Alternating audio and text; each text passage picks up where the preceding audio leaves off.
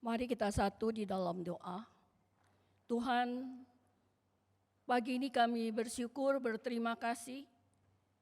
Kami kembali dikumpulkan di rumah-Mu untuk kami bersama-sama memuji, memuliakan nama-Mu. Kami sudah memuji, memuliakan nama-Mu. Tibalah saatnya bagi kami untuk kami bersama-sama merenungkan akan kebenaran firman-Mu. Tuhan menolong hamba-Mu di tengah segala keterbatasan, sehingga boleh menyampaikan kebenaran firman-Mu ini dengan baik dalam pimpinan-Mu. Dan Tuhan juga menyertai setiap kami yang mendengarkan dan hamba-Mu yang mempersiapkannya, supaya kami sama-sama diberkati dan supaya kami sama-sama terus belajar menerapkannya di dalam kehidupan kami. Terima kasih Tuhan, di dalam nama-Mu kami sudah berdoa dan mengucap syukur. Amin. Pagi ini tema yang diberikan adalah kerendahan hati. Kalau minggu lalu itu mengenai bagaimana dosa kesombongan, pagi ini mengenai tema dengan kerendahan hati, diambil dari Kisah Rasul pasal 12 ayat 24 sampai ayat 3 sampai dengan pasal 13 ayat ketiga. Tadi kita sudah membaca kebenaran firman Tuhan ini bersama-sama, jadi kita tidak perlu membacanya lagi. Pertama kita akan melihat apa arti kerendahan hati. Ya. Dalam bahasa Inggris kerendahan hati ini berarti humility. Dan kerendahan hati ini berasal dari kata Latin yang artinya tanah atau debu. Dan ini mau mengartikan bahwa seseorang yang mau menjadi rendah hati, dia adalah mereka yang menyadari asal-usulnya, bahwa mereka adalah berasal dari debu, dari tanah. Nah, ketika kita melihat akan apa yang menjadi pengertian ini, maka pengenalan diri yang sejati akan membawa kita pada sikap memuliakan Allah sebagai Sang Pencipta kita.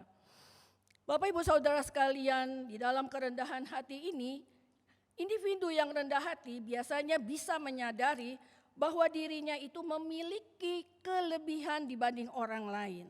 Tetapi dengan kelebihannya, kesadaran itu tidak membuat dia menjadi besar kepala dan menyombongkan dirinya. Dan di dalam pemahaman ini juga individu yang rendah hati itu bisa menyadari bahwa banyak individu yang lain yang lebih hebat dari dirinya, tetapi kesadaran itu juga tidak membuat dirinya menjadi rendah diri dan berkecil hati. Nah, itulah yang kita bisa melihat dari arti kerendahan hati di dalam humility dalam bahasa Inggris tadi. Nah, ternyata di dalam bahasa Yunani itu kerendahan hati juga kita bisa melihat diartikan, dituliskan dalam kata prairos, yaitu kalau di dalam terjemahan bahasa Inggris itu disebut meek ya, yang artinya lemah lembut. Dan kata prairos ini juga dipakai di dalam salah satu tema khotbah Yesus di bukit, yaitu berbahagialah orang yang lemah lembut. Ya, jadi di sini pakai kata prairos. Karena mereka yang berbahagia orang yang lemah lembut, karena mereka akan memiliki bumi. Dari para teolog yang ahli di dalam bahasa Aram, yaitu bahasa Aram adalah bahasa yang dipakai, bahasa yang Yesus gunakan. Nah, pengertian dari kata lembut, lemah lembut atau meek ini, itu dimaksud adalah satu depend on God ya, satu penyerahan diri, satu keterbergantungan kepada Allah ya, penyerahan total, depend on, bertotal penuh, bergantung penuh kepada Allah. Itulah kita bisa melihat makna dan pengertian daripada kerendahan hati. Lalu kita bisa sekarang melihat latar belakang daripada Kisah Rasul 12 ayat 24 sampai 13 ayat yang ketiga. Kita tahu bahwa setelah ke-12 murid ini melaksanakan amanat agung Tuhan Yesus, nah kita melihat setelah gereja di Yerusalem berperan dalam tugas itu, jadi kita lihat. Satu, ke-12 murid sudah melaksanakan amanat agung Tuhan Yesus. Juga ke-12 murid setelah gereja di sini kita melihat bagaimana setelah gereja di Yerusalem itu berperan dalam tugas ini. Lalu kita melihat setelah banyak orang Yahudi menikmati anugerah keselamatan. Ini keadaan di Yerusalem sebagai pusat daripada ibadah. Jadi sudah dilakukan oleh ke-12 murid untuk melaksanakan amanat agung. Juga gereja di Yerusalem itu sudah berperan dalam tugas akan amanat agung. Lalu banyak orang Yahudi yang juga sudah menikmati akan anugerah keselamatan. Dan sekarang tibalah saatnya bagaimana tugas untuk memberitakan Injil keselamatan ini diteruskan. Diteruskan kemana? Kepada orang-orang yang tentunya bukan Yahudi. Kepada bangsa-bangsa yang non-Yahudi. Lalu kita juga melihat secara keseluruhan Kisah Rasul 12 ayat 24 sampai 25 ini mengenai apa? Tadi kita sudah membaca, itu mengenai penyebaran firman Tuhan dan kembalinya Barnabas dan Saulus ke Antiokhia setelah menyelesaikan tugas mereka di Yerusalem. Lalu kita lihat dari pasal 13 ayat 1 sampai ke 3. Itu menceritakan tentang pengutusan Barnabas dan Saulus yang namanya berubah menjadi Saulus di dalam pelayanan misionaris oleh gereja Antiokhia. Jadi di dalam pasal 13 ayat 1 sampai 3 ini kita melihat ayat-ayat ini menyoroti peran Roh Kudus di dalam memimpin gereja. Dan pentingnya ibadah dan puasa serta tindakan gereja di dalam melepaskan dua tokoh yaitu Barnabas dan Paulus untuk tugas yang sudah ditetapkan. Dan itulah yang kita bisa melihat di dalam latar belakang daripada nats ini. Kita sudah melihat apa maknanya, kita sudah melihat temanya dan kita akan masuk di dalam pendahuluan. Seperti kita tadi tahu bahwa temanya adalah kerendahan hati. Ya. Kalau kita lihat dari latar belakang Kisah Rasul 13 ayat 1 sampai dengan 3 itu, bagaimana pengutusan daripada Barnabas dan Saulus ini ada di dalam pimpinan Roh Kudus, begitu ya. Jadi tema kita di dalam kerendahan hati di sini itu adalah peka, ya, belajar untuk peka, belajar untuk taat di dalam apa yang menjadi perintah atau apa yang menjadi pimpinan Roh Kudus, ya. Ini yang penekanan di dalam tema kerendahan hati. Jadi belajar peka dan taat di dalam pimpinan Roh Kudus, ya. Nah, kita tahu di dalam kerendahan hati ini maka Yesus adalah kerendahan hati yang sempurna, ya. Jadi Yesus ini loh contoh teladan kerendahan hati yang sempurna, ya. Jadi menjadi satu gambaran bagaimana Yesus adalah anak Allah, dia datang ke dalam dunia menjelma menjadi manusia. Dan ketika dia datang ke dalam dunia menjelma menjadi manusia, dia juga punya visi, ya, tidak hanya di dalam menjelma menjadi sama dengan kita manusia, tetapi dia punya tugas di dalam ketaatan untuk melakukan apa yang menjadi visi dari misi dari Tuhan, dari Allah Bapa, yaitu menyelamatkan kita manusia yang berdosa, begitu ya. Nah, ini loh yang kita bisa melihat bahwa Yesus Kristus itu adalah satu kerendahan hati yang sempurna. Anak Allah dari surga menjelma menjadi manusia dan ketaatan di dalam melakukan apa yang menjadi satu tugasnya, yaitu menyelamatkan kita manusia berdosa dengan mati di kayu salib, ya. Jadi itu yang kita bisa melihat dari kerendahan hati Tuhan Yesus sebagai teladan dari satu kerendahan hati yang sempurna, gitu ya. Nah, itu ada kita lihat di dalam Filipi 2 ayat 5 sampai dengan 8. Itulah menggambarkan satu teladan kerendahan hati daripada Tuhan Yesus yang menjadi satu contoh keteladanan yang sempurna di dalam kerendahan hati. Lalu kita akan masuk di dalam isi renungan ini, ya. Tadi kita melihat ada kata Barnabas, tokoh yang namanya Barnabas. Jadi Barnabas ini adalah utusan dari jemaat Yerusalem untuk apa? Untuk melayani jemaat Antiokhia yang ada di Syria.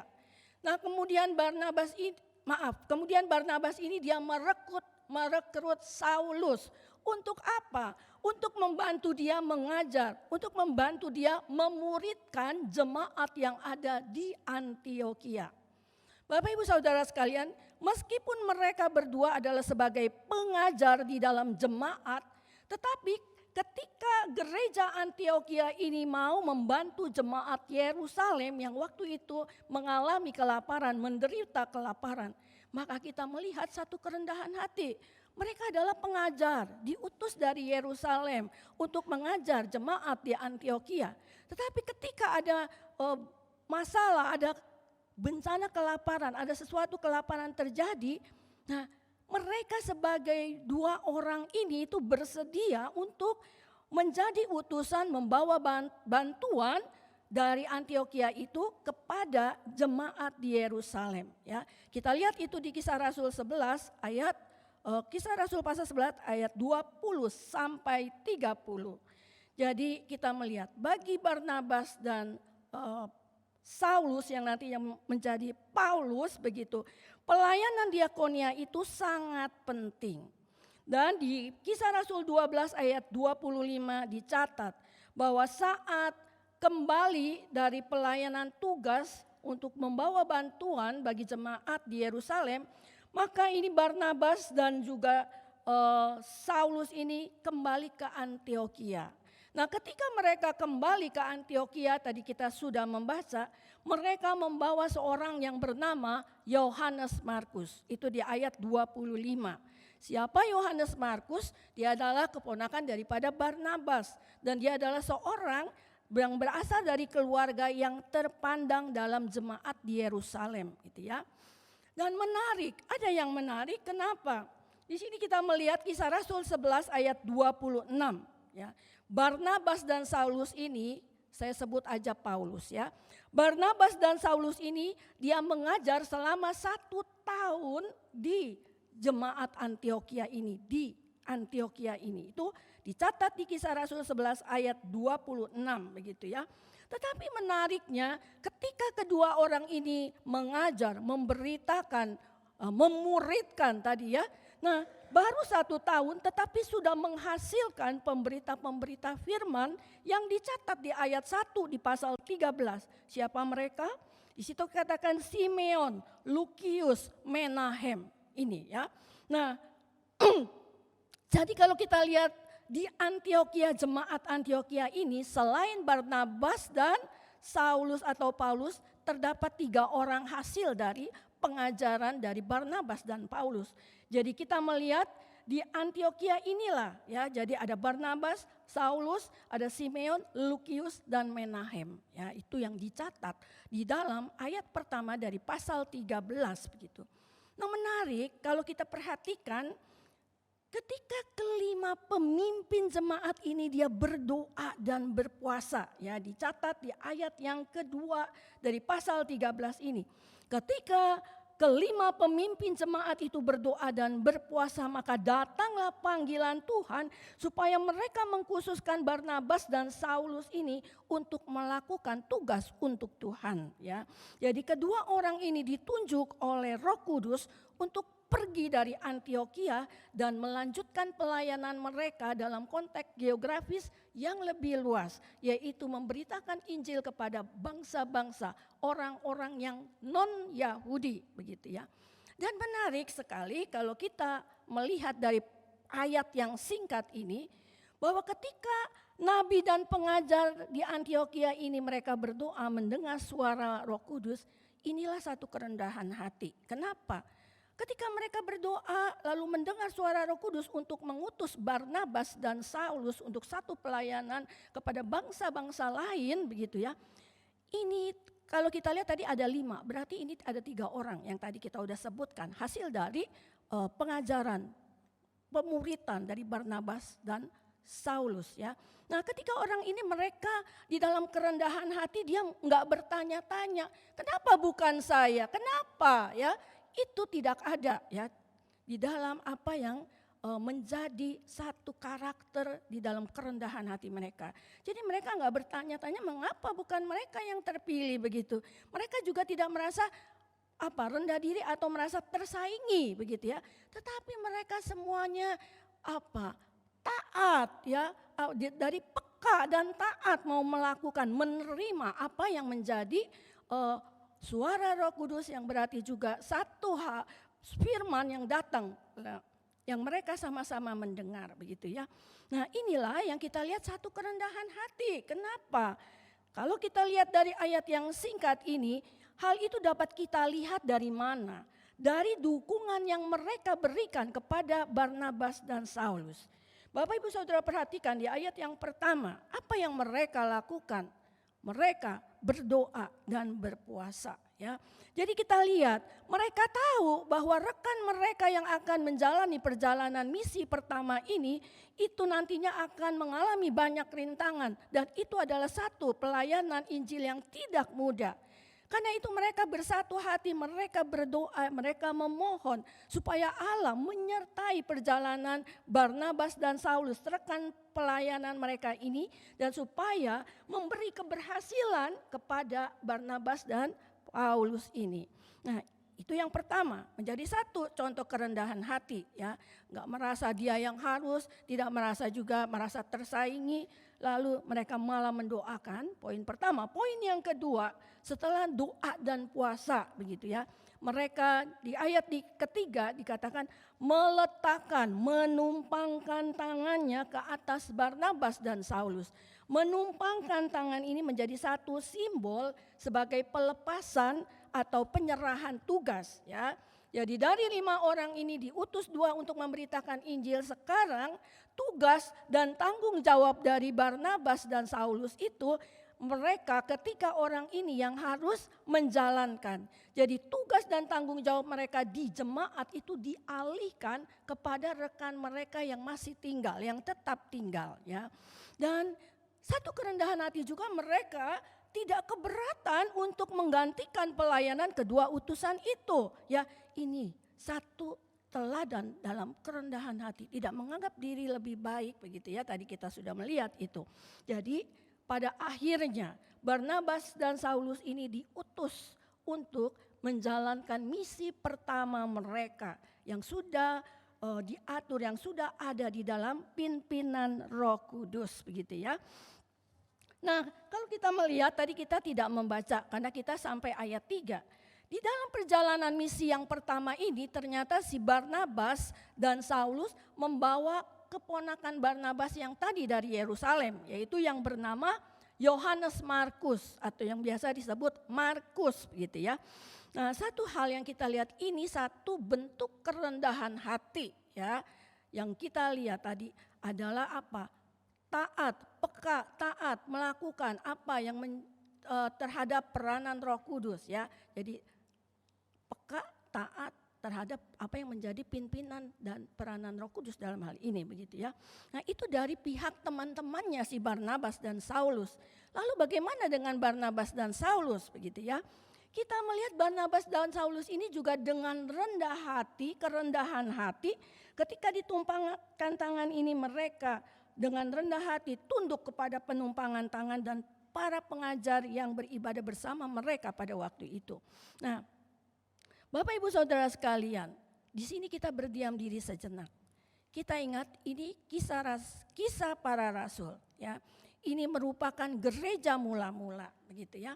Jadi ketika kita membaca bagian ini, ketika kita melihat bagian ini, maka kita melihat bahwa di gereja mula-mula ini bagaimana mereka peka ya, peka dan juga taat terhadap pimpinan Roh Kudus. Ingat, enggak hanya peka, taat melakukan apa yang menjadi pimpinan Roh Kudusnya. Sekali lagi, apa rahasia mereka ya? Apa rahasia jemaat mula-mula di dalam gereja mula-mula ini bisa begitu peka, bisa begitu taat di dalam melakukan apa yang menjadi pimpinan Roh Kudus yang kita lihat. Baik kepada Barnabas dan Saulus maupun teman-teman yang di jemaat Antiokhia yang akan melakukan tugas-tugas Barnabas dan Saulus ketika mereka mengadakan penginjilan misi pertama ini. Apa rahasianya? Apa kuncinya begitu ya? Kalau kita lihat di sini mereka ngapain? Beribadah bersama. Ini pemimpin loh, pengajar ya, nabi dikatakan ya. Jadi kelima orang ini dia tidak hanya beribadah tapi berdoa dan juga plus tambah apa? Puasa. Nah, ini kunci. Kenapa? Kunci rahasia. Bagaimana mereka bisa taat, bagaimana mereka bisa peka dan taat terhadap pimpinan Roh Kudus dan mau melakukannya. Ini yang penting dari sini. Karena orang-orang ya, jemaat-jemaat di dalam gereja mula-mula ini mempunyai disiplin rohani yang baik sekali. Di dalam beribadah, di dalam berdoa, dan di dalam berpuasa. Begitu ya. Nah, Bapak Ibu Saudara, kalau kita melihat di sini begitu ya, bahwa ketika kita mau peka, ketika kita mau taat kepada pimpinan Roh Kudus, itu tidak bisa tidak begitu. Itu ada kaitannya, ada hubungannya, ada relasinya dengan kepekaan kita dalam kehidupan kita dalam disiplin rohani ya, yaitu berdoa, berpuasa, beribadah, berdoa dan berpuasa. Nah, Bapak Ibu Saudara sekalian ya, kalau kita melihat di sini begitu ya, menarik. Kenapa? Saya enggak tahu begitu ya. Tapi mari kita mau meneladani teladan daripada jemaat mula-mula. Kenapa mereka bisa begitu berkembang ya? Itu ternyata disiplin rohani yang baik ya. Dan disiplin rohani yang baik ini kita teladani bukan hanya di dalam komunitas gereja, tetapi juga di dalam komunitas keluarga, di dalam komunitas tempat kita bekerja, begitu ya. Biasanya di dalam perusahaan-perusahaan, kantor-kantor biasanya ada yang namanya persekutuan, gitu ya. Nah, menarik. Saya mempunyai satu pengalaman yang indah begini. Ketika saya di seminari, karena saya belum menikah pada waktu itu, saya harus tinggal di asrama begitu ya, di asrama daripada STT Bandung. Menarik kenapa? Saya mengalami karena di dalam komunitas STT Bandung sebagai mahasiswi teologi ya, kita itu setiap pagi ya, setiap pagi jam 5 pagi itu kita ada yang namanya berdoa ya, merenungkan firman Tuhan. Jadi berdoa merenungkan firman Tuhan ini bukan kalau ada masalah baru kita berdoa begitu ya. Tapi hal yang saya nikmati ketika di dalam persekutuan ini setiap hari ya, setiap pagi kita puji Tuhan, kita memuji Tuhan, lalu kita merenungkan singkat renungan firman Tuhan, lalu kita berdoa bersama. Sebelum kita memulai aktivitas kita, ada yang studi, ada yang nanti pelayanan begitu ya. Ada yang buat paper begitu ya. Jadi semua itu diawali dengan doa secara teratur ya. Itu namanya kalau saya bilangnya kelompok kamar. Jadi saya ada 4 orang di dalam satu kamar. Jadi kamarnya tingkat yaitu tempat tidurnya. Jadi ada 4 orang. Yang saya mau tekankan di dalam satu keindahan yang itu sangat-sangat membekas dalam hidup saya. Kenapa? Ya, ketika pagi secara rutin ya, sekali lagi ya namanya aja disiplin rohani. Artinya itu harus secara terus-menerus ya, menjadi way of life, gaya hidup, kebiasaan. Seperti kita kalau makan sehari 3 kali, kalau kita tidak melakukan ada sesuatu yang kurang ya. Itu yang namanya disiplin, kebiasaan, habit gitu ya. Way of life. Nah, menarik begini. Pagi kita itu enggak lama kok, cuman 15 sampai 20 menit, paling lama 30 menit. Puji Tuhan, memuji Tuhan, 1-2 lagu, lalu kita renungan firman singkat, ya kita gantian, lalu kita berdoa bersama. Dan waktu malam ketika kita mau tidur begitu ya, jam 10 ya, karena di seminari itu ada jamnya. Itu kita lakukan lagi kumpul bersama berdoa begitu ya. Kita bersama-sama merenungkan firman Tuhan. Dan setiap hari Kamis kita ada puasa ya. Dalam 1 minggu di seminari itu puasa 1 minggu 1 kali. Apa yang saya alami ketika saya melakukan hal ini di dalam rutinitas ya, di dalam seminari. Bapak Ibu Saudara sekalian tahu, ada begitu banyak masalah yang teman-teman dan juga saya hadapi ketika kami berdoa bersama, mohon kepekaan dan pimpinan Roh Kudus, kami merasakan sekali ya. Salah satunya teman saya ketika dia di seminari itu ada yang suka ya.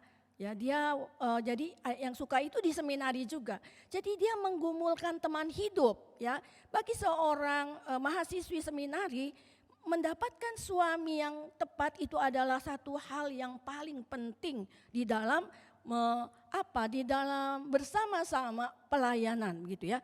Jadi ketika itu terjadi, kita sama-sama mendoakan. Coba cari apa yang menjadi kehendak Tuhan, peka begitu. Dan itu hanya salah satu begitu. Dan itu luar biasa ya. Yang saya alami, Tuhan jelas sekali menunjukkan, oh itu dia bukan. Meskipun dia di sini ada bersama kamu. Dan jelas sekali ya. Ada hal-hal peristiwa-peristiwa yang menunjukkan ternyata bukan dia orangnya ya. Nah itulah satu hal ketika kita punya disiplin rohani ya. Ada satu hal yang peka, taat melakukan terhadap apa yang menjadi pimpinan Roh Kudus gitu ya. Nah, ini salah satu ya. Jadi bagaimana pertanyaannya ya, ketika kita tahu ini ya, apakah kita peka dan taat pada pimpinan Roh Kudus ya. Nah, sekali lagi kunci rahasianya adalah disiplin rohani dalam beribadah ya, berdoa, membaca firman dan berpuasa begitu ya. Nah sekali lagi ini tidak hanya di dalam, mungkin Bapak Ibu berkata gini, itu kan komunitas seminari begitu ya. Ya itu aja, terang aja orang-orang yang di seminari mestinya seperti itu. Bapak Ibu, kalau kita terapkan ini, itu biarlah kita boleh sama-sama belajar menerapkannya, termasuk saya begitu ya. Ya termasuk saya, kenapa? Karena kadang di dalam keluarga ada satu permasalahan ya. Seorang anak yang anaknya mau pilih jurusan mana nih ya. Tuhan ya harus peka nih supaya jangan salah jurusan. Nanti udah tahun berjalan ntar ganti lagi jurusan ya. Ini contoh ya. Jadi ini sesuatu disiplin yang rohani ini bukan hanya di dalam komunitas di gereja, bukan hanya di dalam komunitas tadi saya bilang teman-teman saya di seminari, tetapi mari kita lakukan juga belajar ya, sekali lagi belajar menerapkannya di dalam keluarga kita ya. Misalnya dengan suami kita mungkin mau mengembangkan usaha, cari pimpinan Tuhan. Disinilah pentingnya ketika kita memiliki disiplin rohani di dalam komunitas bersama maupun di dalam secara pribadi. Amin. Nah ini yang kita bisa lihat di dalam renungan pagi ini. Lalu kita bisa melihat, bisa lanjut. Nah ini tadi kita melihat ada 3 tokoh namanya, Barnabas, siapa? Paulus aja ya kita sebut, Barnabas, Paulus, satu lagi siapa? Markus ya, Markus, Yohanes Markus. Menarik, kita lihat ya dari si Barnabas begitu ya. Kita lihat siapa sih Barnabas itu begitu. Ternyata Barnabas ini itu aslinya dia bernama Yusuf ya. Nah lalu kita tahu dia ini si Barnabas ini dia turut berkontribusi pada pertumbuhan jemaat mula-mula. Kalau Bapak Ibu ingat, dia ini menjual ladang miliknya lalu dia menyerahkan hasil penjualannya itu kepada para rasul. Nah, karena itulah setelah ini terjadi, peristiwa ini terjadi, namanya itu dari Yusuf menjadi Barnabas. Jadi Barnabas nama aslinya adalah Yusuf ya. Jadi setelah terjadi bagaimana dia berkontribusi dengan menjual ladang miliknya dan menyerahkan hasil penjualan kepada para rasul, maka namanya itu diberi nama baru Barnabas gitu ya. Menarik, kenapa? Ternyata nama Barnabas ini itu artinya di dalam Alkitab terjemahan baru artinya anak penghiburan. Itu dicatat Kisah Rasul 4 ayat 36. Lalu nama Barnabas ini juga di dalam Alkitab NIV, New International Version, itu dia disebut sebagai son of encouragement ya. Son of encouragement artinya ini orang yang namanya si Barnabas nih, dia suka memberi semangat, dia suka menguatkan orang lain, dia suka mendorong orang lain. Inilah arti kata Barnabas. Lalu mari kita lihat keteladanan apa daripada Barnabas ini gitu ya. Saya jadi teringat ketika saya mendengar ya, ketika saya mempersiapkan renungan firman Tuhan ini, saya teringat Teringat apa? Teringat akan salah satu perkataan guru saya ketika saya mengikuti acara reuni, ya. Nah, guru saya itu mengatakan demikian. Kebahagiaan seorang guru itu adalah melihat mantan anak didiknya menjadi orang yang berhasil, ya. Nah, ketika kata-kata ini diucapkan, nah kata-kata beliau ini, guru saya ini mengingatkan saya, ini loh, ya, mengingatkan saya teladan, mengingatkan saya pada tokoh yang namanya Barnabas ini, ya. Barnabas itu namanya nggak kita jumpai di dalam Alkitab. Jadi kalau Bapak Ibu Saudara melihat jarang, ya, nama Barnabas sangat jarang kita lihat di dalam Alkitab gitu ya. Kalau Bapak Ibu Saudara boleh sering suka membaca Alkitab, ini namanya nggak terlalu terkenal begitu ya. Lebih banyak terkenal Paulus, ya, Saulus yang menjadi Paulus. Lalu kita kenal Markus begitu ya. Jadi Barnabas itu tokohnya yang boleh dikatakan tidak terlalu banyak dikenal gitu ya. Tetapi teladan kerendahan hatinya luar biasa. Ingat, Barnabas ini adalah salah satu daripada jemaat mula-mula, ya, pengajar di gereja mula-mula begitu ya. Nah, kita ingat, ya, dia punya disiplin rohani yang baik, itu kuncinya begitu ya. Nah, apa peran Barnabas bagi Paulus begitu ya. Nah, Bapak Ibu Saudara ingat Kisah Rasul pasal 9 ayat 26 sampai 28 gitu ya. Ingat, itu menceritakan bagaimana Saulus yang sebelumnya dikenal sebagai penganiaya dari jemaat. Nah, lalu si Saulus ini mengalami perjumpaan dengan Tuhan di Damsyik. Dalam perjalanan dia ke Damsyik yang ceritanya mau membunuh jemaat orang-orang percaya. Lalu dia mengalami di sini perjumpaan dengan Tuhan Yesus dan dia bertobat. Ya, kita tahu setelah pertobatan daripada Saulus ini dia mau bergabung dengan para murid. Ya, tetapi para murid tentunya Bapak Ibu Saudara sekalian bisa bayangin. Mana mungkin begitu ya. Apa benar nih si Saulus ini udah bertobat begitu ya. Nah, ini yang namanya si Saulus ya. Jadi tadinya penganiaya mengalami perjumpaan pribadi dengan Tuhan Yesus di Damsyik, lalu ya dia bertobat, lalu dia mau bergabung dengan murid-murid Tuhan Yesus para rasul, tetapi para rasulnya menjadi takut. Nah, lalu kita melihat disinilah peran Barnabas. Barnabas adalah satu-satunya yang berani mendekati Saulus dan meyakinkan pada murid-muridnya, nih Saulus sudah bertobat, nih Saulus sekarang sudah menjadi anak Tuhan. Ya, bahkan si Barnabas ini dia membawa Saulus kepada murid-murid, kepada para rasul, dan dia menceritakan nih si Saulus ini sudah melihat Tuhan, sudah mengalami perjumpaan dengan Tuhan, bagaimana Tuhan berbicara kepada dia di Damsyik begitu ya. Ini peranan Barnabas yang luar biasa. Kenapa? Karena jaminan Barnabas, maka si Saulus ini diterima oleh para rasul dan dia mulai memberitakan Injil di Yerusalem gitu ya.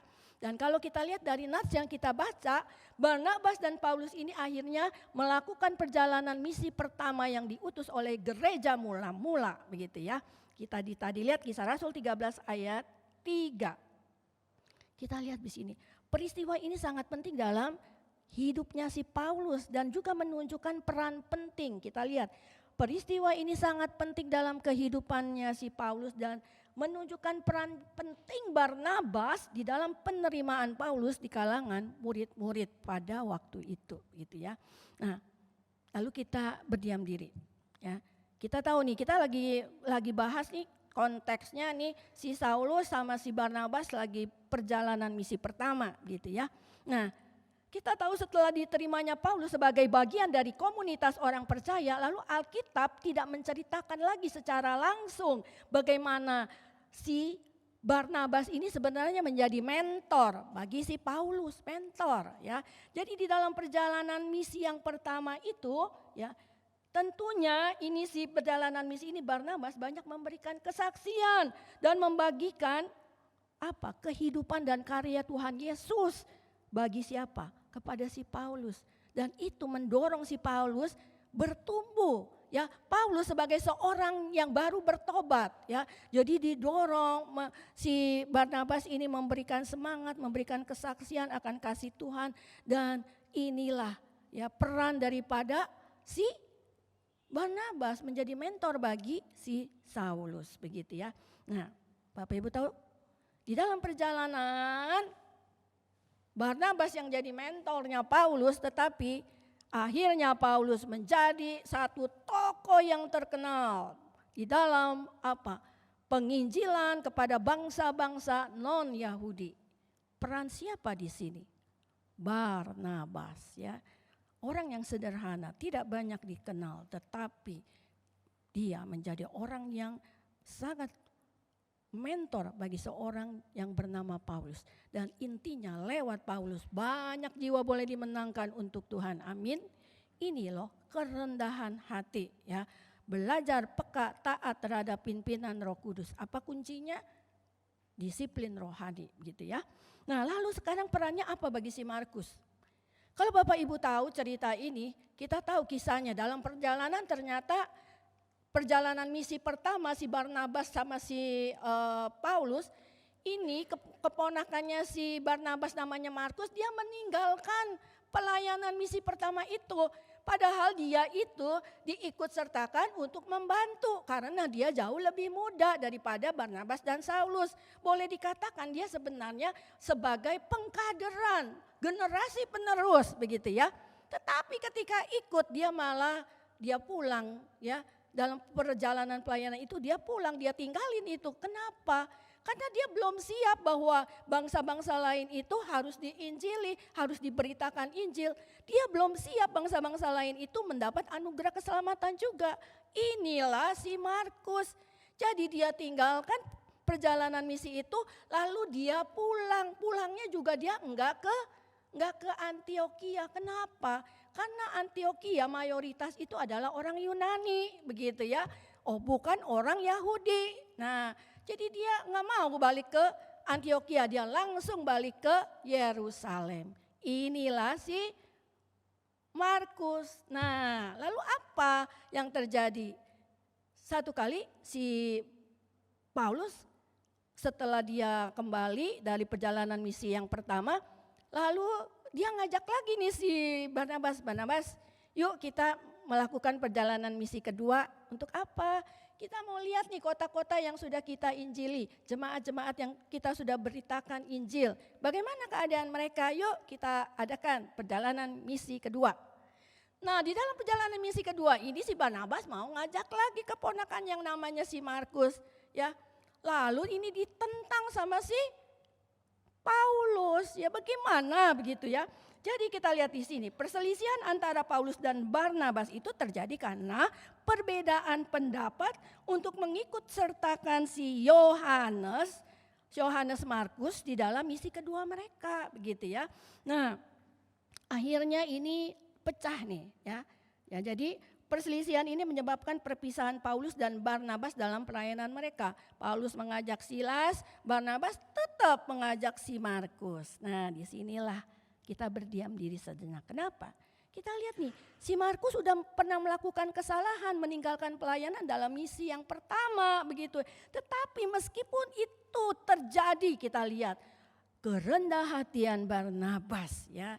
Dia mau mendukung, dia mau mendorong, dia mau merangkul orang-orang yang ditolak ini ya, termasuk si Markus. Jadi kita lihat, disinilah peran Barnabas. Seperti yang dahulu dia lakukan dengan memberi ruang untuk mempercayai Paulus, sekarang itu dia juga lakukan untuk si Markus begitu ya. Nah, tapi Bapak Ibu Saudara sekalian ingat ketika dia mengikut sertakan si Markus, dia bukan enak-enak aja gitu ya. Ya, dia ikut sertain enggak. Jadi dalam perjalanan misinya dengan si Markus nih, si Barnabas, dia jadi mentor.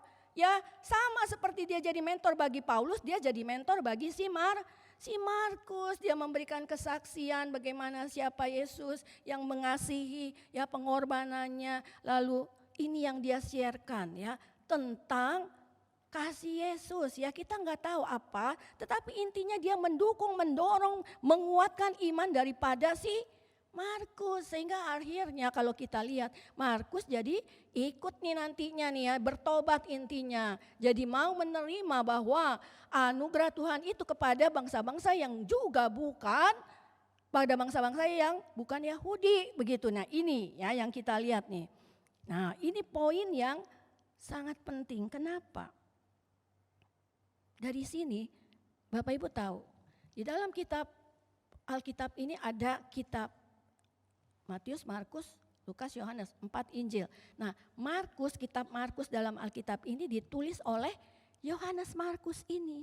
Nah itulah peranan Barnabas, baik terhadap Paulus menjadi tokoh yang besar dalam pemberitaan kepada orang-orang non-Yahudi. Dan juga si Markus yang akhirnya dia bisa menulis kitab Injil Markus. Amin Bapak Ibu.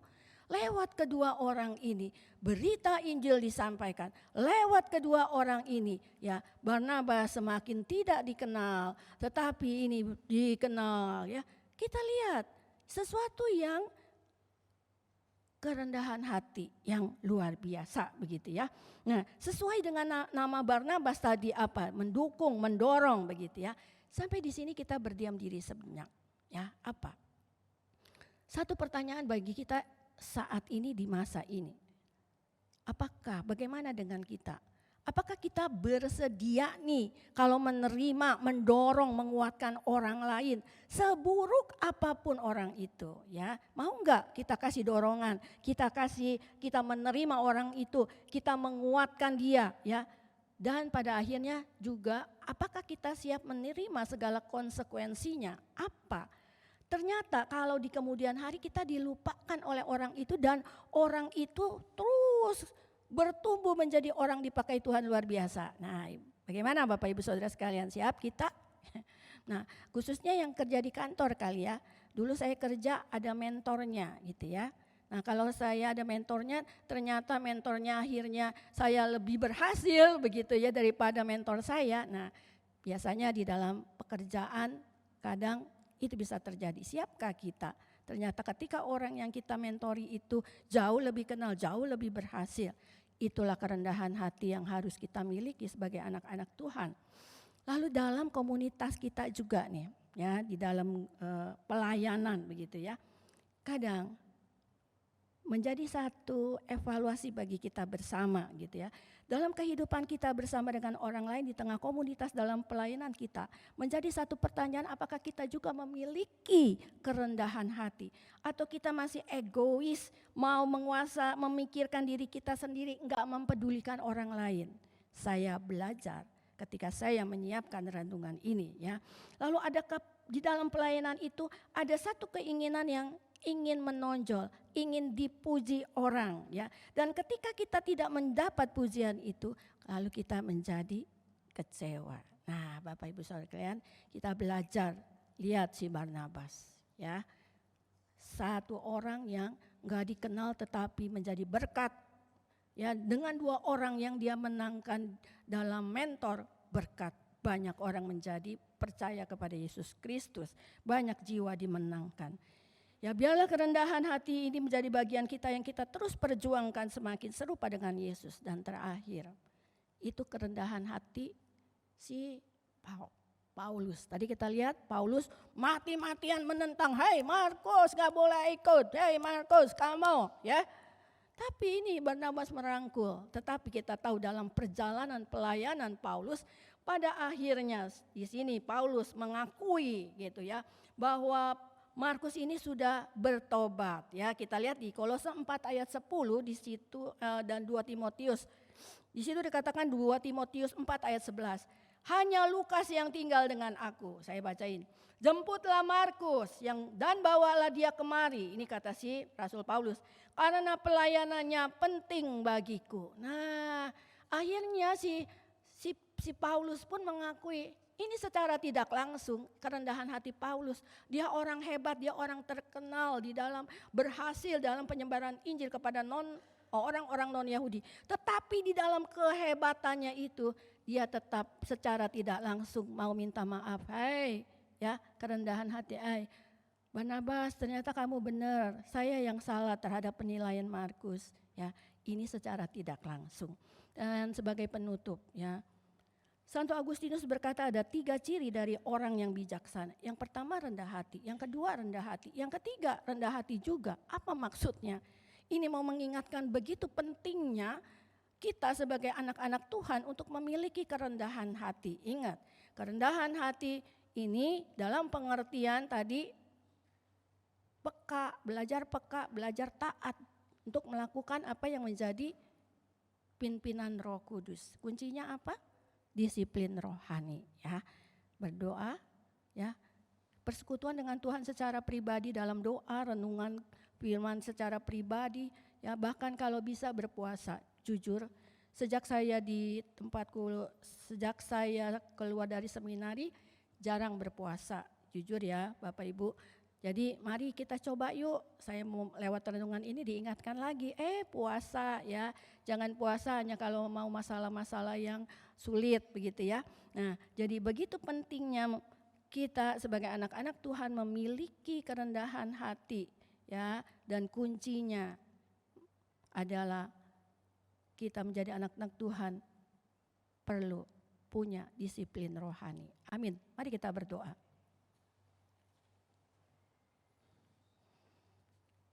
Tuhan, di akhir daripada renungan ini, kami datang di hadapan Tuhan. Kami mau berterima kasih Tuhan. Kembali kami boleh diingatkan bagaimana kami harus bersikap baik di tengah-tengah komunitas di keluarga kami, baik di tengah-tengah komunitas di dalam gerejamu, di dalam kantor pekerjaan kami, dan dimanapun Tuhan tempatkan. Kami diingatkan bagaimana kami harus belajar menjadi anak Tuhan yang berkenan kepada Tuhan. Kami belajar hari ini bagaimana keteladanan daripada Barnabas. Biarlah Tuhan menolong ketika kami bersama-sama merenungkan kebenaran firman-Mu ini Tuhan. Kami juga terus belajar menerapkannya di dalam kehidupan kami. Dan biarlah ketika kami menerapkannya, kami juga boleh mengalami, menikmati indahnya ya, menjadi anak-anak Tuhan yang berkemenangan ketika kami terus belajar menerapkan kebenaran firman-Mu dalam kehidupan kami. Dalam jatuh bangun kami, Tuhan selalu menyertai kami. Sehingga di dalam Tuhan, Tuhan memampukan kami untuk kami belajar terus menerapkannya dalam kehidupan kami. Terima kasih Tuhan, di dalam nama-Mu kami sudah berdoa dan mengucap syukur. Amin.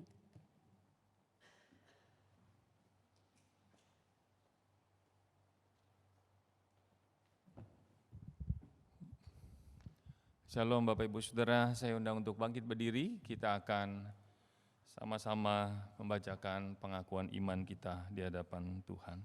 Mari kita mulai. Aku percaya kepada Allah Bapa yang Maha Kuasa, Halik langit dan bumi, dan kepada Yesus Kristus, Anaknya yang tunggal Tuhan kita, yang dikandung dari Roh Kudus, lahir dari anak darah Maria, yang menderita sengsara di bawah pemerintahan Pontius Pilatus, disalibkan, mati dan dikuburkan, turun ke dalam kerajaan maut. Pada hari yang ketiga bangkit pula dari antara orang mati, naik ke surga, duduk di sebelah kanan Allah, Bapa yang Maha Kuasa. Dan dari sana Ia akan datang untuk menghakimi orang yang hidup dan yang mati. Aku percaya kepada Roh Kudus, gereja yang kudus dan am, persekutuan orang kudus, pengampunan dosa, bangkitan tubuh, dan hidup yang kekal. Amin. Kita sudah mendengarkan firman Tuhan tentang kerendahan hati. Ini memang tema yang gampang dikhotbahkan dan kita senang mendengarnya. Tapi waktu kita praktekkan buat diri kita sangat sulit. Karena kita cenderung sombong. Kita cenderung seperti tema minggu lalu untuk membanggakan diri. Kita belajar dari Kristus yang selalu selfless, yang tidak melihat diri tetapi memuliakan Bapa. Kita belajar untuk menjadi saluran berkat dan bergantung kepada Tuhan. Jujur Bapak Ibu Saudara, kita semua sombong, tidak ada kita rendah hati.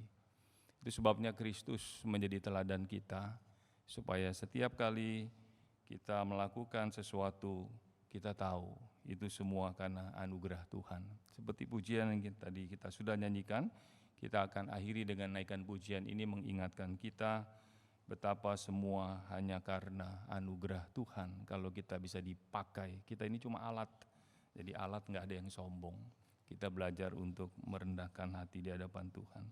Kita naikkan pujian ini bagian refnya saja 2 kali, lalu kita akan akhiri di dalam doa.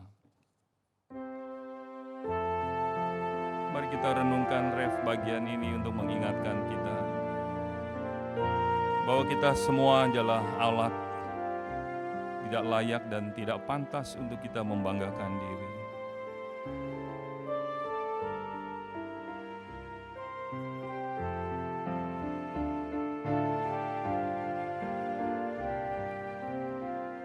Semua hanya anugerah. Semua hanya anugerahnya diberikan kepada kita. Semua anugerahnya bagi kita bila engkau dipakainya. Semua hanya anugerahnya diberikan kepada kita. Semua anugerahnya bagi kita bila kita dipakainya.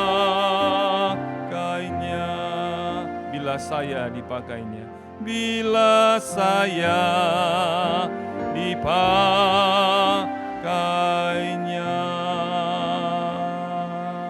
Mari kita berdoa sekali lagi. Tuhan, kami bersyukur hari ini kami diingatkan bahwa kami hanyalah alat. Kalau kami sukses, kalau kami berhasil di dalam pekerjaan, perdagangan, menjadi pengusaha yang sukses, menjadi karyawan yang berprestasi, menjadi mahasiswa juga yang berprestasi, menjadi hamba Tuhan yang juga menjadi saluran berkat. Ingatkanlah kami bahwa kami hanyalah hamba yang tidak layak, unworthy servant, yang harusnya membawa kembali seluruh kemuliaan hanya untuk Engkau saja. Biarlah firman Tuhan terus mendidik, mengajar kami, mendisiplin hidup kami. Setiap kali ada puji-pujian, kami kembalikan kepadamu, supaya kami tidak mencuri kemuliaan Tuhan, dan akhirnya Engkau merendahkan kami. Setiap kali kami belajar kerendahan hati, kami boleh teringat akan Kristus yang mengosongkan diri, mengambil rupa sebagai seorang hamba dari tempat yang tertinggi, masuk turun sampai ke tempat yang terendah. Tuhan, tolong kami sepanjang minggu ini dalam relasi sebagai suami, istri, orang tua, anak, menantu, rekan, sahabat, di berbagai posisi, di berbagai peran yang Tuhan berikan pada kami. Tolonglah kami semua, anak-anak-Mu, menjalani hari-hari kami dengan kerendahan hati yang dari Kristus sendiri, lewat orang-orang yang pernah hidup jadi contoh, jadi teladan. Supaya setiap kali orang melihat diri kami, orang boleh melihat kerendahan hati Kristus. Kasihani kami orang berdosa, didik dan bentuk kami. Banyak yang ingin kami doakan, ajar kami terus berdoa, seperti Tuhan Yesus mengajar para murid-Nya berdoa, Bapa kami. Bapa kami yang di surga, dikuduskanlah nama-Mu, datanglah kerajaan-Mu, jadilah kehendak-Mu di bumi seperti di surga.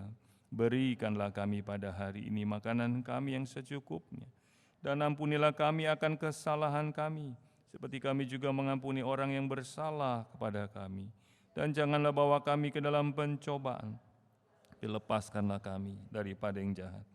Karena Engkaulah yang mempunyai kerajaan dan kuasa dan kemuliaan sampai selama-lamanya. Amin. Doksologi.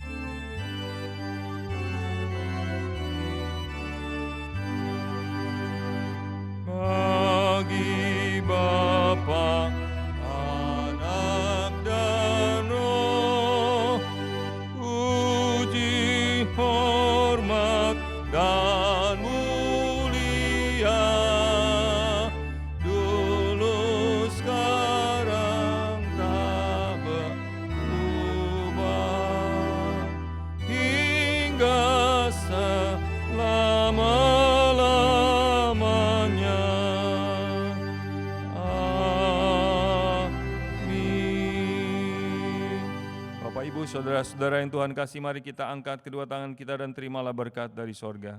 Kasih dari Allah Bapa, damai sejahtera dari Tuhan kita Yesus Kristus, dengan persekutuan Roh Kudus, menyertai kita semua dari hari ini, sampai hari kedatangan Kristus yang kedua kali, bahkan sampai selama-lamanya. Amin. Amin.